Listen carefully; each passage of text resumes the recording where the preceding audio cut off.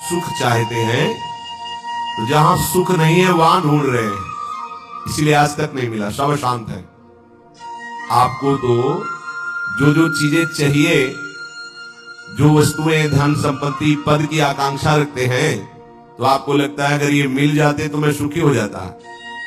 अपने को ऐसे बहुत मिले हैं जिनके पास आप चाह रहे हैं, उनकी बहुत मात्रा में संग्रह किया हुआ है, बहुत अधिकारिता है, बड़ा पद है, खूब ऐश्वर्य है, जगत में उनका नाम है, सम्मान है, पर हृदय जल रहा है, हृदय अशांत है।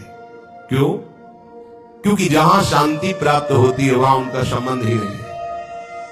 अशांतस्य कुतः सुखम, जिसका चित्त अशांत है उसे सुख कैसा? ब्रह्म। कुछ वर्ष की आयु, शरीर समाप्त हुआ, न पद रह गया, न संपत्ति रह गई, न नाम रह गया, न व्यवहार रह गया, न परिवार रह गया, अकेले अपने कर्मों की पोटली बांध करके फिर नया जन्म, फिर वही पढ़ाई लिखाई, दुनिया का प्रपंच, नहीं तो अन्य योनियों में कीड़ा मकोड़ा, पशु पक्षी। विश्राम कहां है? अध्यात्म योग में। श्री भगवान कह रहे निःश्रेयसाय, मतलब दुखों का आत्यंतिक नाश, दुख का लेस नहीं जाओ। अब अपने तो दुखालय में रह रहे हैं तो सुख को इसी में ढूंढ रहे हैं, तो हम समझते हैं कि अरबों खरबों रुपया मिल जाए, सुंदर सुंदर भोग सामग्री मिल जाए, मैं सुखी हो जाऊंगा। ऐसे अभी इसी भूमंडल पे हैं जिनको खुद पता नहीं कि मेरे पास कितनी धनराशि है, रोज नए नए भोग भोगते हैं, पर नींद नहीं आती, नींद की दवा लेना पड़ता है। मानसिकता बिगड़ी हुई है, विक्षिप्त है, हृदय जल रहा है, हर समय भयभीत है, कहीं ऐसा ना हो जाए, कहीं ऐसा। सुख विनिश्चितम बदामि तेन अन्यथा वचांसि मे, गोस्वामी जी कहते मैं सत्य कह रहा हूं, मेरी बात अन्यथा नहीं। जब तक तुम हरि भजन नहीं करोगे तब तक तुम्हें त्रिकाल में, त्रिभुवन में कहीं भी शांति नहीं। छूटवे के जतन विशेष बांधे जाएगो, वह विष भोजन जो सुधा सानी खाएगो। अगर अमृत भी खाएगा तो विष बन जाएगा। हरि विमुखता में तुझे कहीं शांति नहीं मिलेगी। अगर हरि के सन्मुख हो तो विष भी अमृत हो जाए। गरल सुधा रिपु करहि मिताई, गोपद सिंधु अनल शीतला। आग शीतल चंदन की तरह हो जाएगी। समुद्र जो अथाह अगाध है वो गाय की खुर के गड्ढे के समान हो जाएगा। विष अमृत बन जाएगा। दुश्मन सब मित्र बन जाएंगे यदि हरि की कृपा हो जाए तो ये हरि के चरणों का आश्रय ही आत्यंतिक सुख का स्वरूप है। ये कैसे प्राप्त होता है? तो श्री भगवान कहते हैं कि मन ही बंधन और मोक्ष का कारण है। ये जब किसी विषय का चिंतन करता है भोग भावना से, किसी व्यक्ति का चिंतन करता है राग या द्वेष से, तो ये बंधन का कारण बन जाता है। अगले जन्म की ये पूरी तैयारी करा देता है। नाना प्रकार के भ्रमात्मक दुख सुखों में फंसा देता है। और जब यही मन प्रभु का चिंतन करने लगता है, प्रभु के नाम का, प्रभु के रूप का, प्रभु की लीलाओं का, प्रभु के गुणों का, प्रभु के भक्तों का, तो यही मोक्ष का खुला हुआ द्वार हो जाता है। यही मन, जब मन किसी व्यक्ति को भगवत भाव से, किसी भोगों को प्रभु की सेवा में अर्पित करने के लिए, यही मोक्ष का कारण बन जाता है। और जब किसी भोगों को स्वयं भोगने के लिए और किसी व्यक्ति को राग द्वेष से, यही बंधन का कारण स्पष्ट। इसीलिए भगवान बहुत जोर देते हैं अनन्य चिंतन पर। तुम्हारा चिंतन भगवत भाव से निरंतर चलता रहे तो जितनी श्वासें हैं वो प्रभु को अर्पित कर देने का फल होगा, प्रभु के समीप पहुंच जाना। ये तो बहुत कठिन है। मन को संसार के चिंतन से हटा करके प्रभु के चिंतन में लगाना, ये तो बहुत कठिन है, क्योंकि हमारी आसक्ति हो गई है शरीर में, शरीर संबंधियों में, भोगों में, पद प्रतिष्ठा में। बड़ा सुख लगता है, जब हमारा यश, हमारी प्रतिष्ठा, हमारा मान, हमारा ऐश्वर्य, हमारा संबंध ये बहुतायत में दिखाई देता है तो अहंकार को बड़ा सुख मिलता है। यही दुख में फंसने का मूल कारण है और संसार में यही उद्देश्य रखा जाता है। देखो ना ब्रह्म, जो हमारे दुख का मूल कारण है वही हम उद्देश्य लिए घूम रहे हैं, तो सुख कैसे मिलेगा? धतूरा बोओगे तो विषय खाने को मिलेगा ना, अमृत तो नहीं मिल जाएगा। अगर धतूरे में एक जीवन नष्ट करने की सामर्थ्य है तो मान, प्रतिष्ठा, प्रशंसा, भोग, भावना ये कई जन्म नष्ट करने की सामर्थ्य रखता है। बुद्धि हमारी भ्रमित है, इसलिए हम समझ नहीं पा रहे। विष तो एक जन्म मारता है, विषय देखो ना, जब से सृष्टि हुई आज तक मार ही तो रहा है। मरते मरते थक गए, मरना नहीं मिटा, फिर मरना पड़ेगा। अरे अब तो ऐसा मरो कि अब जन्मना न पड़े, मृत्यु महोत्सव हो जाए। तो हे प्रभु, ये आसक्ति हमारी हो गई है शरीर में, शरीर संबंधियों में, भोगों में। तो जहां हमारी आसक्ति होती वहीं हमारा मन चित्त चिंतन करता है। और आप कह रहे हैं कि अगर मन चिंतन करे निरंतर प्रभु का तो मुक्त है, जीवन मुक्त है। अभी कैसे हो सकता है ऐसा? तो श्री भगवान ने कहा, प्रसंगमजरम पाशमात्मनः कवयो विदुः स एव साधु सुकृतो मोक्ष द्वारमपावृतम्। खुला हुआ मोक्ष का द्वार खुल गया। क्या? जो तुम्हारी शरीर में आसक्ति है, शरीर के रिश्ते नाते संबंधियों में आसक्ति है, भोगों में आसक्ति है, वही नरक का खुला हुआ द्वार है। कैसे? त्रिविधम नरकस्येदम द्वारम नाशन मात्मना कामा क्रोधा तथा लोभा तस्मादे त्रयम त्यजेत। जब तुम शरीर भाव से होते हो तभी तुम्हें काम वेदना सताती है। काम में बाधा पड़ने पर क्रोध का जागरण होता है, क्रोध ही नाश का स्वरूप बन जाता है। क्रोध हमारी स्मृति का नाश करता है, स्मृति से बुद्धि नष्ट हो जाती है, बुद्धि नाश ही सर्वनाश हो जाता है। काम, क्रोध और लोभ ये नरक के खुले हुए द्वार है। अगर यही आसक्ति प्रभु के प्रेमी महात्मा के चरणों में हो जाए तो कह रहे हैं मोक्ष द्वारम अपावृतम, खुल गया मोक्ष का द्वार। अब बस केवल प्रवेश करना है, अर्थात उनकी आज्ञा का पालन करना है। जो आसक्ति शरीर में, भोगों में, संबंधियों में है, यदि वो श्री भगवान के प्रेमी महात्मा सदगुरुदेव के चरणों में हो जाए तो मोक्ष का खुला हुआ द्वार है। अजात शत्रुभा, अगर एक भी व्यक्ति के प्रति शत्रु भाव रहेगा तो यहां लौट के आना पड़ेगा। एक भी व्यक्ति से आसक्ति हो गई तो लौट के आना पड़ेगा। मृग के बच्चे से हुई मृग बन गए, पुरंजनी से हुई पुरंजनी बन गए। हमारी ऐसी भगवत भावना बढ़े कि पूरी सृष्टि में कोई एक भी शत्रु ना हो। जो तुमसे द्वेष करे उसको प्रणाम करो। यदि भगवत प्राप्ति के मार्ग में बढ़ रहे हो, जो तुमसे ना बोले उससे तुम कभी भी रूठो मत। सामने पड़े तो राधे राधे श्री हरि। कभी ऐसा नहीं कि ये तो दुष्ट है मैं गाली देता, नहीं नहीं, हमारा प्रभु ही हमारे हृदय को मजबूत करने के लिए ऐसा स्वांग रच रहा है। सच्ची मानना, भगवान अपने भक्त को समर्थ बनाने के लिए लीला करते हैं, वही है, कोई दुष्ट नहीं है। किसकी सामर्थ्य है कि प्रभु के पार्षद को गाली दे दे, प्रभु के पार्षद को पीट दे, प्रभु के पार्षद की अवहेलना कर दे? ये भगवान इसीलिए करवाते हैं कि तुम समर्थ बनो, द्वंद्वों को परास्त करो, ना कि द्वंद्वों से परास्त हो जाओ। तुम मेरे सेवक कहलाकर द्वंद्वों से परास्त हो जाओगे तो ठीक नहीं है। ए भगवान का भक्त, जरा सी बात में देखो विकल हो नहीं।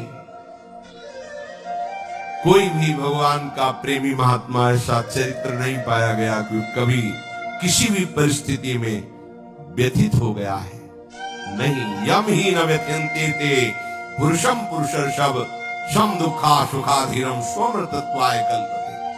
जो सुख दुख में समान किसी भी परिस्थिति में हृदय व्यथित नहीं हुआ, हर समय राधा राधा राधा परम पद उसके चरणों में लौटता है, वही परम पद का अधिकारी।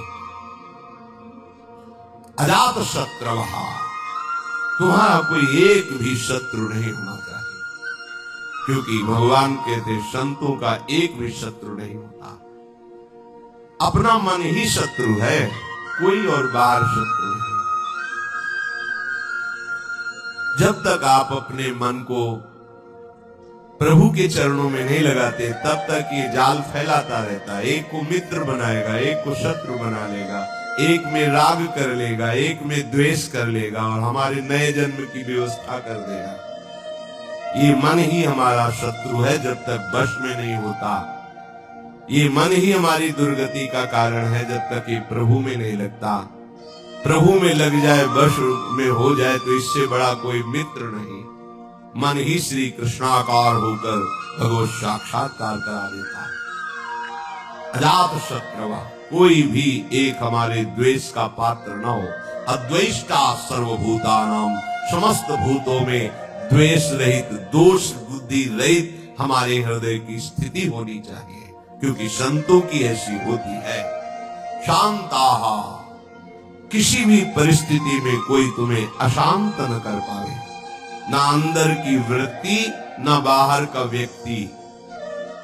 ऐसी शांति तभी मिलेगी जब चित्त प्रियाजू के चरणों के चिंतन में होगा, उनके नाम के चिंतन में होगा, क्योंकि भगवत प्रेमी महात्मा शांत रहते हैं। शांताः साधवा साधु भूषणः, आप राग द्वेष में विचरेंगे, निंदा स्तुति करेंगे, मान अपमान में सुखी दुखी होंगे, तो अनन्य भक्ति कब धारण करेंगे? अपने को केवल लक्ष्य पर दृष्टि रखनी है। वही सच्चा निशानेबाज है जो केवल लक्ष्य पर दृष्टि रखता है। द्रोणाचार्य जी ने कौरवों पांडवों को धनुर्विद्या की शिक्षा दी। परीक्षा के लिए एक वृक्ष में चिड़िया टांगी और कहा इसकी आंख पर निशाना लगाना है। जो धनुष उठाता तीर संधान करता, पूछते क्या दिखाई दे रहा है? बोले वृक्ष, डाल, चिड़िया। बोले रख दो धनुष। साफ। युधिष्ठिर जी से भी पूछा तो उन्होंने कहा चिड़िया दिखाई दे रही है, फिर आंख दिखाई, रख दो।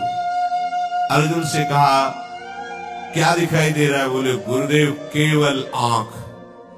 बोले वेद दे, बस लक्ष्य दिखाई देना चाहिए, तो कुछ भी आपको, कोई भी आपको, कहीं भी आपको परास्त नहीं कर सकता। लक्ष्य श्यामा श्याम, श्यामा श्याम का स्मरण, कोई परास्त नहीं कर सकता। लक्ष्य रहित होकर घूमोगे तो सब तुम्हें व्यथित कर देंगे। काम क्रोध लोभ मोह मद मत्सर, ये सब हृदय में ही ये प्रहार करते हैं। बाहर का प्रहार तो कोई भी सह सकता है, लेकिन हृदय के प्रहार को बड़े बड़े वीर नहीं सह पाते। साधक हृदय के प्रहार को सहता है, इसलिए उससे बड़ा कोई वीर नहीं होता। सबसे बड़ा सुभट साधु होता है जो काम क्रोध आदि की वार को हंसते हुए सहकर भगवान की तरफ बढ़ता है। जो विश्व में विश्व विजेता धनुर्विद्या के प्रकांड ज्ञानी, युद्ध क्षेत्र में सदैव विजय प्राप्त करने वाले रहे, वो भी घुटने टेक दिए काम क्रोध के आगे। लेकिन साधु अहंकार रहित होकर पूरे जीवन इनसे युद्ध करता हुआ आगे बढ़ जाता है। इसीलिए सा जयति जयति जगोच्चरे, पूरा संसार ब्रह्मा जी तक उसे नमस्कार करते हैं। ये विजय तभी हो सकती जब लक्ष्य चिंतन में रहे। श्यामा श्याम मयि अनन्येन भावेन भक्तिं कुर्वन्ति ये दृढ़ाम। अनन्य भाव अपने प्यारी जू के चरणों में। दृढ़ाम, कोई भी परिस्थिति या कोई भी प्रलोभन हमें हमारी श्री जी से हटा ना सके, इसे दृढ़ाम कहते हैं। दृढ़ प्राण ही तो जाएंगे। बहुत बार गए हैं, बहुत बार मरा हूं, अब एक बार श्री जी के लिए प्राण समर्पित करता हूं। चाहे जितना भयानक कष्ट दिया जाए, अपनी प्यारी जू से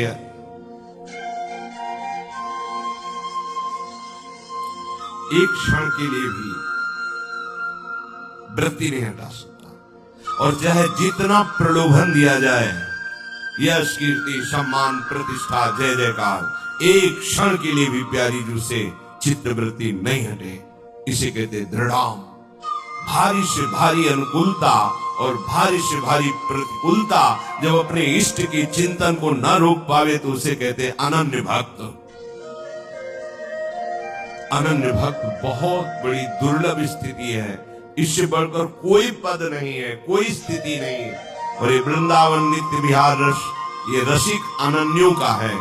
ये रसिक अनन्यों के नरेश श्री हिताचार्य, श्री स्वामी हरदास जी, ये सब सहचरियां प्रकट हुई है इस रस को प्रदान करने के लिए। ये तो अनन्यता से ही आता है रस। मत कृते त्यक्त कर्माणस त्यक्त सुजन बांधवाः, दो भाव इसके। मेरे लिए सारे सांसारिक कार्य छोड़कर केवल भजन, ये निवृत्ति मार्ग पर विरक्त भाव।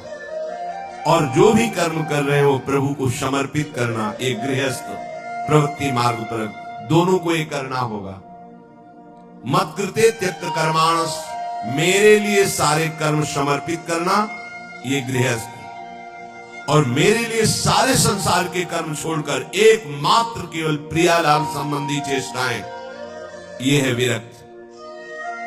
नींद खुलने से लेकर सुषुप्ति गाढ़ नींद तक, चेतना से लेकर मृत्यु तक प्रियालाल के सिवा कोई कार्य नहीं करना।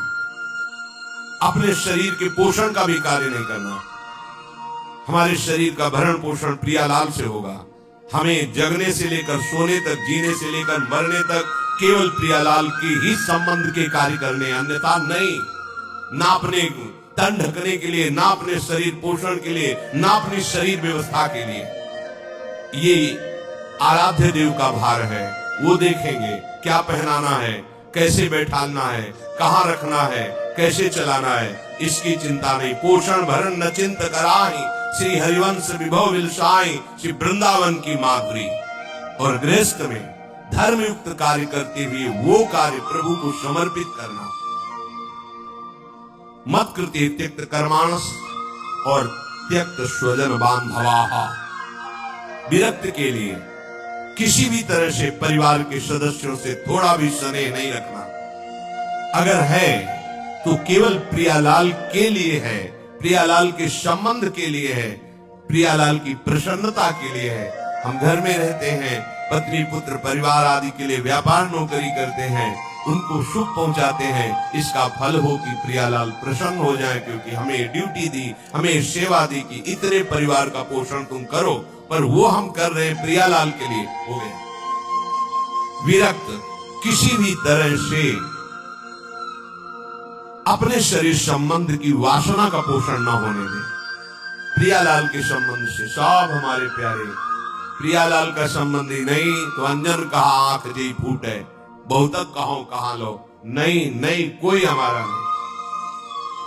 भगवान कह रहे मेरे लिए अपने स्वजन संबंधियों का त्याग कर दिया।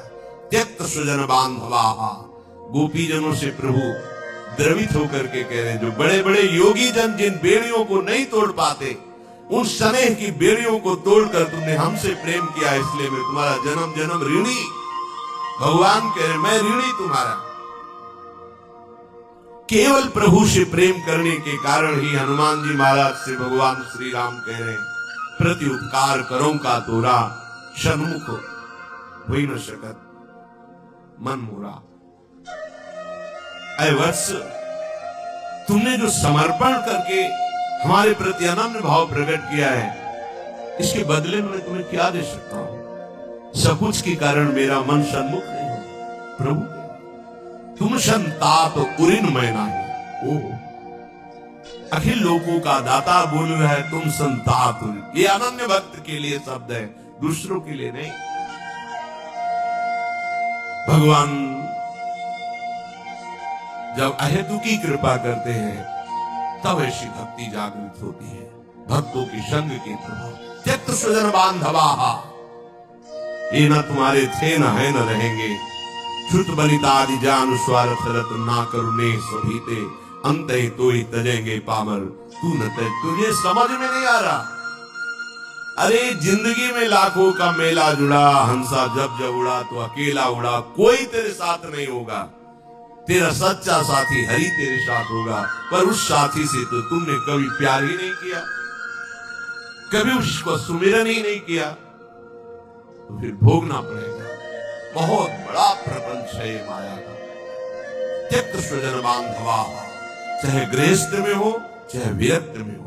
गृहस्थ में हो तो प्रभु के जन है, उनकी सेवा का फल प्रभु की प्रसन्नता।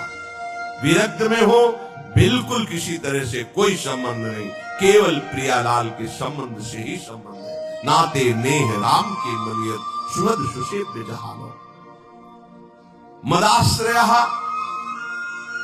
केवल मेरे आश्रित रहे। ये बहुत बढ़िया मीठी आखिरी बात। ये जीवन की साधना का फल, ये शब्द मदाश्रया इतना मीठा है, इतना शांति है, इतना आनंद है। बस इसी को समझ नहीं पा रहे तो परेशान हो रहे हैं। हमारा मन नहीं लगता, हमसे ये नहीं होता, हमसे वो नहीं होता। तुम्ही से तो ना, तो तुम छोड़ो अपने को, मदाश्रया ऐसे हो जाओ प्रभु के आश्रित। पता नहीं कल्याण हो कि ना हो, जो हो रहा है वो भी छूट जाएगा, पता नहीं कौन सी गति हो। संशयात्मा विनश्यति, इस पर शास्त्र सब कुछ वर्णन करते। तुम्हें प्रभु पे भरोसा नहीं है? प्रभु का आश्रय ये पूरे जीवन में इसी ने चलाया है, मदाश्रया ने, इसी ने पोषण किया है, और यही हमें बेपरवाह रखा है ना प्रभु। मदाश्रया प्रभु का कोई साथी नहीं है, कोई साथी। एकमात्र श्री हरि, एकमात्र प्रिया। आश्रय ये बहुत अमृत शब्द है, समझ में केवल आ जाए। अभी इसी क्षण बिना साधना के मुक्त हो अगर ये बात समझ में आ जाए, पर अभी तो समझ में आ सकती कुछ मिनट के लिए, क्योंकि यहाँ का वायुमंडल है मदाश्रया का। तो अभी संपर्क गेट के बाहर निकलते ही हवा बदलेगी तो विचार बदल जाएंगे। मदाश्रया ये गुरु कृपा से आई हुई भारी विपत्ति, प्रतिकूलता, असाध्य रोग, अपमान, निंदा, ये सहयोगी होते मदाश्रया के लिए। ये मदाश्रया में बहुत सहयोगी होते हैं, और इनको कौन चाहता है? इसलिए मदाश्रया नहीं हो पाता। वो हम के आश्रित रहता है। साधना का आश्रय ले सकता है, क्रियाओं का आश्रय ले सकता है, व्यक्ति का आश्रय ले सकता है, लेकिन मदाश्रया भगवद आश्रित, और भगवद आश्रित बहुत बेपरवाह और ऐसी वस्तु मिलती है जो किसी साधना से नहीं मिलती। पर ये हृदय का विषय होता है, वाणी का नहीं होता। केवल वाणी की कहने से हृदय शांत नहीं हो जाएगा। निज सुख बिनु मन होई की धीरा, जब तक मन में ये आश्रय जागृत नहीं होगा तब तक बात नहीं बनेगी। और ये जागृत तभी होगी, लिख लो, जब तुम्हारा अपमान होगा, निंदा होगी, शरीर किसी असाध्य रोग से ग्रसित होगा, सब तिरस्कार करेंगे, सब, कोई सृष्टि में प्यार से देखने वाला नहीं होगा, तब सच्चा मदाश्रय उदय होता है। प्रभु आप वो हृदय की जो धारा प्रभु की तरफ बही, निहाल को, तो एक कदम मेरी तरफ चल के तो देख, पूरी सृष्टि न झुका दूं तो कहना। भगवान को एक कदम तो चल के देख मेरी तरफ। ये अंदर की बात है, बाहर से आप कहोगे तो हम 500 किलोमीटर से आए, एक कदम की क्या बात है। बाहर से दौड़ने वाला कोई वीर नहीं कहा जाता। अंदर तो आप वहीं बैठे हुए हो, शरीर में, उस शरीर संबंधियों में, शरीर भोगों में, एक कदम कहाँ चले। अंदर की बात है ये आपको। ये मदाश्रया अंतिम सांस तक हो जाए तो परम पद भी मिल जाएगी। बहुत बार बता चुके, फिर समझ लीजिए। द्रौपदी जी महान भक्ता हैं, भगवान से मिलती हैं, बात करती हैं, पर ये विपत्ति, ये दुख, ये असाध्य रोग, ये अपमान, ये निंदा, ये मदाश्रया को जागृत करता है, दूसरा नहीं, दूसरा नहीं। अभी तक पूर्ण मदाश्रया द्रौपदी जी नहीं थी, क्योंकि जब कर्ण और दुर्योधन के आदेश से दुशासन महल में प्रवेश करता है और बाल पकड़ करके अपवित्र दशा में उनको घसीटते हुए सभा में लाता है, तब एक बार भी नहीं बोली हाँ श्री कृष्ण। क्यों? अंदर आश्रय है। ऐसे महावीर है कि अगर भीम गदा उठा ले तो त्रिभुवन में सामने उनके टिकने वाला वीर नहीं है। अर्जुन अगर गांडीव चढ़ा ले तो किसी को भी ललकार सकते हैं, भगवत शक्ति से संपन्न है। अगर युधिष्ठिर जी भाला उठा ले तो सामने कोई महावीर भी टिकने वाला नहीं है। मेरे 5 पति हैं और सभा में परम धर्मात्मा भीष्म जी विराजमान है, जो महात्मा है।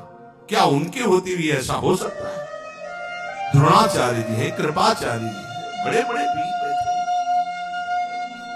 थे। एक बार भी नहीं है कि मेरे श्री कृष्ण हैं। पढ़ के देख लो, व्यास भगवान द्वारा रचित महाभारत, उसका स्वाध्याय किया है पूर्व में। एक बार भी नहीं आया कि मेरा परम प्यारा मित्र श्री कृष्ण है ना, वो बचा लेगा। अगर ऐसा आता तो दुशासन केस में हाथ ही नहीं रख सकता था। विश्वास कीजिए, महल में ही केस नहीं पकड़ सकता था द्रौपदी के। गई सभा में बड़ा उपहास कर रहा है कर्ण और दुर्योधन, गंदे शब्दों से बोल रहा है। नहीं बोलना चाहिए। ऐसी धर्मात्माओं की सभा में ऐसी महान देवी को ऐसे शब्द नहीं बोलने चाहिए। बड़े अपवित्र शब्द बोले। तब उनकी दृष्टि गई तो 5 पति सर झुकाए बैठे हैं, कोई देख भी नहीं रहा है। कृपाचार्य द्रोणाचार्य सदगुरु हैं, पिता की तरह है, कोई नहीं बोल रहा। भीष्म जी की तरफ देखा और कहा, मैं केवल इतना पूछना चाहती हूं कि क्या केवल महाराज युधिष्ठिर को अधिकार है मुझे हारने का? क्या ये धर्म है? अगर है तो आप केवल बोल दीजिए, मैं सब कुछ सह जाऊंगी। अगर धर्म नहीं तो मैं समर्थ हूं, हर एक को दंड देने में समर्थ हूं। कान में लग करके गांधारी जी ने बाद में कहा था धृतराष्ट्र से कि होश में हो जा, पूरी सभा को भस्म करने की सामर्थ्य द्रौपदी रखती है, क्योंकि वो महान देवी कोई साधारण मां के गर्भ से पैदा हुई नहीं, यज्ञ से प्रकट हुई है। कहां कोई बात सुनने वाला? खींच रहा है दुशासन, 10,000 हाथियों का बल रखता है। द्रौपदी जी हाथ से पकड़े हुए थक गई। सोचा अभी मदाश्रया नहीं जागृत हुआ, एक बार भी कृष्ण याद नहीं आए, दांत से पकड़ लिया। अब लगा कि अब की बार के झटके में दांत से भी छूट जाए, स्वयं छोड़ दिया। हे